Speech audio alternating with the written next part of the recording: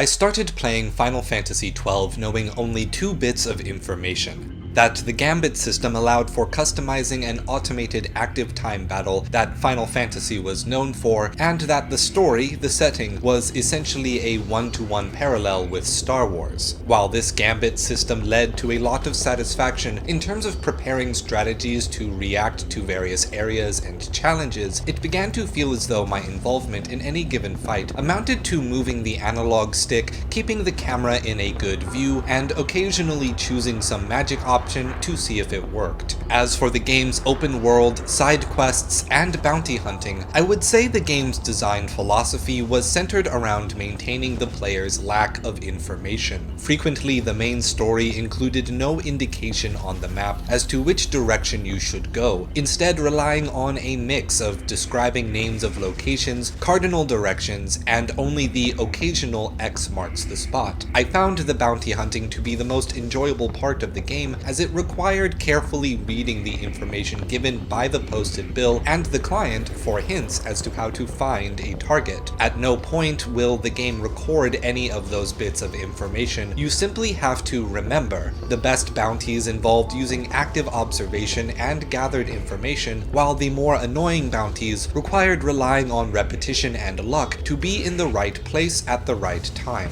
The side quests followed this same idea. They would be triggered by talking to the occasional NPC that stood out against the crowd and presented stories of the daily lives and worries of people in the world, accompanied by simple cutscenes. In doing so, the game does more to reward the RPG player's habit of talking to every person with the story engagement that RPG players value most. I was conflicted by this design philosophy because all the aspects that made for a fascinating and bold approach to world building in its time also eventually came with a mounting frustration when those stories had to be dropped due to lacking information. I came away feeling much the same way I do about most Final Fantasy games, that it was a slightly flawed masterpiece. Luckily, as is usually the case, the story was intriguing enough to hold my interest and explore the philosophical themes that game presents. This is the land of Ivalice, where an ambient power called the Mist enables the use of powerful magics fueled by stones called magicite. Of these stones, a powerful and special class of stone, called nethicite, was gifted to the Dynast King, monarch of ancient Dalmasca, by the gods of this world, the Ocuria.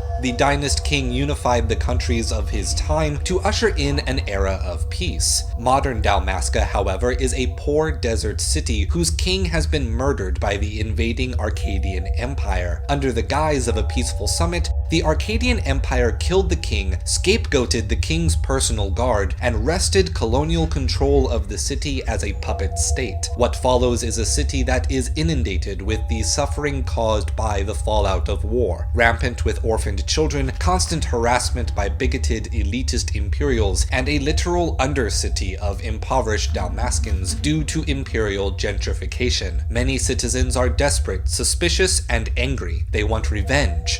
They want justice. Justice, peace, and the good of the common man are major thematic cores for Final Fantasy XII. Do you seek justice knowing that it comes at the cost of great harm to others? Or do you seek peace and the good of the people knowing that it comes at the expense of justice? What side of the line our party of adventurers falls on constantly shifts. Even the various cultures present in the world are struggling with these questions. The Urutan people of the Yensa Sand Sea are a violent culture based on self-sufficiency, willingly isolating themselves to demonstrate control, even as our party, from the perspective of outsiders, knows how thoroughly inferior and delusional they are when compared to the Arcadian Empire. One of these Urutan asks us to help them defeat a monster that is slaughtering their people. We do so, and the ruler of the Urutan publicly executes the traitor for seeking outside help, and thus betraying their culture. culture. The Urutan who sought our help prioritized the good of its people, but the Urutan people chose the justice inherent in their cultural worldview, even if it came at the cost of the society's annihilation. The Jahara tribe of the Osmone Plains had a similar warrior culture. They isolated themselves from humans and other surrounding peoples, only making exceptions for those witnessed to achieve the standards of honor that they themselves held as their prime value.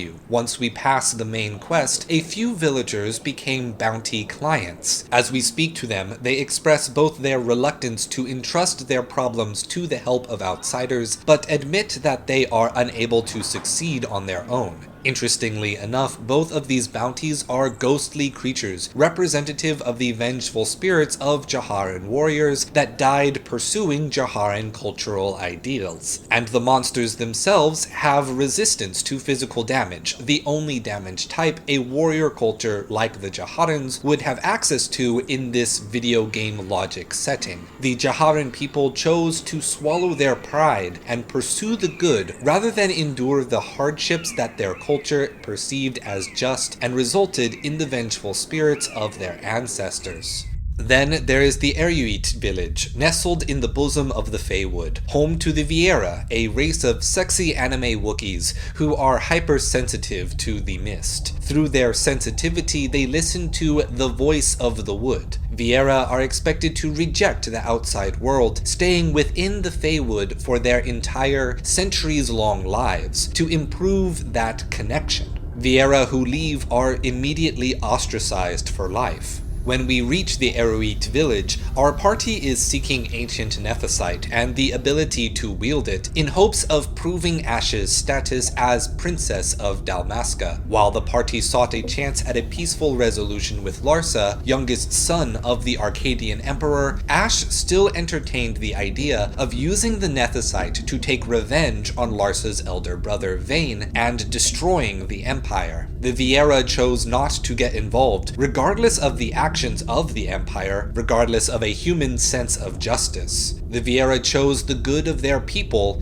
through neutrality. As the story progresses, it is revealed that the Arcadian Empire has a number of covalent goals. Vane, with the help of an Icurian god named Vena, wrested complete control of the Arcadian judges. Darth Vader parallels charged with executing the law on the direct order of the Emperor by starting a cult of personality centered around stealing the power of the gods to make a human-centric world. With the judges' help, Vane committed a simultaneous regicide-patricide, framed the Arcadian Senate, and became the Empire's supreme leader. The gods, the Ocuria, are elitist, manipulative, and violent in their treatment of humans. They portend benevolence while offering false hopes and pretty hallucinations. The party gets to see the behavior of the gods firsthand as they willingly offer the power necessary to foil the Empire's plans, if the party is willing to submit themselves to the will of the Ocuria. From here, the role that we, as the descendants of Dalmasca's dynast king and the Arcadian Empire, become more complicated. Vane, Dr. Sid, and the Arcadian Empire simultaneously seek to be humanity's liberator and oppressor, seeking revenge against the gods' oppression, but doing so through the use of magical nuclear armaments and the willingness to use these weapons on anyone who is not Arcadian, seeking justice at the expense of great harm to others, seeking justice against the gods while spreading their own injustices. Our party sought peace for the greater good of the people of Dalmasca and all of its surrounding cultures, but were we willing to reach those ends by resubmitting humanity to the Ocuria?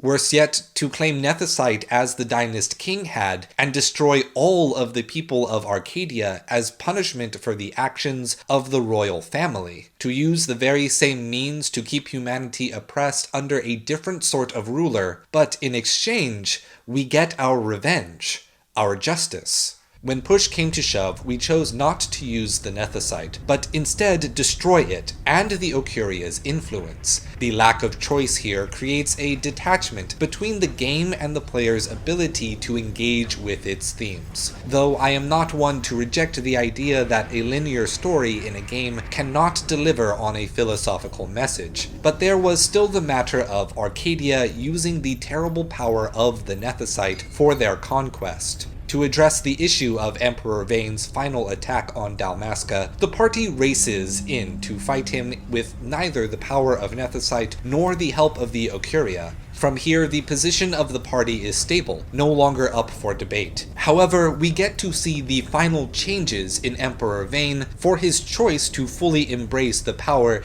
given by Vana. The three phases of this final boss fight represent not so much an increase in Vane's power, but a loss of control. His first form is the Vane that we have been facing throughout the game, slender, controlled, and using mist-powered abilities similarly to how the party has used them throughout the game. The second form is a muscle-bound, Dragon Ball Z-esque figure with magical swords and beams of light exploding at every moment. Though he looks more powerful, his face is strained and desperate. On the way to the final battle, Vane appears barely conscious, on the verge of collapse. One last connection with Vana, and Vane is progressively fused with the metal and clockwork of his giant airship. The transformation serves to visually represent Vane's true role in the antagonist dynamic. While espousing freedom from the gods and independence for humanity in the name of justice, the hypocrisy laid in his enslavement of humanity under his own rule. As Vane was shown to be a machine in his final form, he is metaphorically shown to be merely a tool for the falsely benevolent Vana. There was no freedom from the gods being offered. There was no freedom for Vane in the first place. It was only slavery in a different form. Two questions characterized the game's story. Is it right to seek justice at the expense of the common good, or are we to seek the common good at the expense of justice? Through the monster hunting and other side quests, we as players pursue finding that common good, while the story pushes the main characters close to accepting destructive means to reach their personal sense of justice. The presentation of Vane's final form represents an answer to that first question, namely, that justice at the expense of the common good is nothing at all, a false promise of freedom designed to enslave you to an ideal. Thank you for watching, my friends. If you would like to join the conversation with other people in this community, you can join the channel's Discord server using the link in the description. If you found value in this video, you should also like our video on how Bloodborne discusses the nature of God through the mind-body paradox by clicking on the end card. Thank you again, I will see you in the next video, and remember, stay true.